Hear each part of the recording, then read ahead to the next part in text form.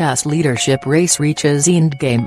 The World Chess Federation, FIDE, will elect a new leader on Wednesday, after a tense election campaign. Three would-be kings are battling it out to become the next head of chess's world governing body.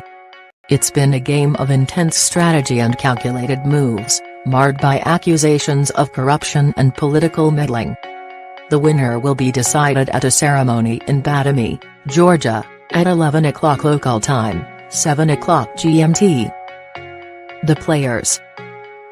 The race is a three-way contest in which 185 FIDE national delegates will decide the winner at the International Congress in Georgia.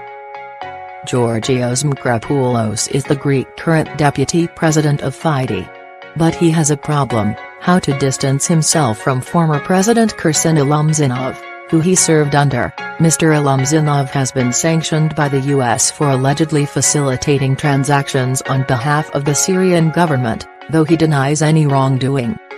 England's Nigel Short is best known for an unsuccessful challenge against Russia's world chess champion Garry Kasparov in 1993. He has vowed to stamp out corruption and is a longtime critic of FIDE leadership. But in 2015, he angered women chess players when he suggested women were not suited to the game.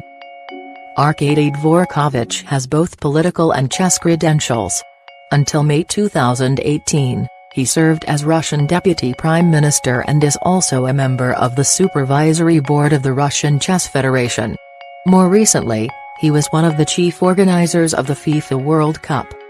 Mr. Mkrapoulos and Mr. Dvorkovich are the frontrunners in what's likely to be a very close race.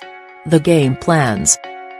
The Times newspaper reports that Russia has been maneuvering behind the scenes to win votes for Mr. Dvorkovich. Russia dismisses the claims as lies and inconsistencies, accusing Mr. Mkrapoulos of being behind them. In a BBC interview in September, Mr. Dvorkovich said the Kremlin had not been provided with any evidence that two Russian agents had carried out the poisonings of Sergei and Yulia Skripal in southern England. The English Chess Federation felt that was a wrong move. It released a statement backing Mr. Mkrapoulos, saying Mr. Short's campaign had little traction. Mr. Short said the process had been rigged, but then announced his support for Mr. Dvorkovich, arguing his views on the Skripals had nothing to do with his ability to root out corruption in chess. Mr. Short, says the Financial Times, might be playing a long game. He's not likely to secure enough votes this time round, but could be running to boost his profile before the next election in 2022. The next moves. Neither candidate is expected to secure enough votes to be declared the winner in the first round, so there is likely to be a second before a new leader is elected, says Peter Doggers of Chess.com. The new president of FIDE will get to decide who stages tournaments and how money is spent.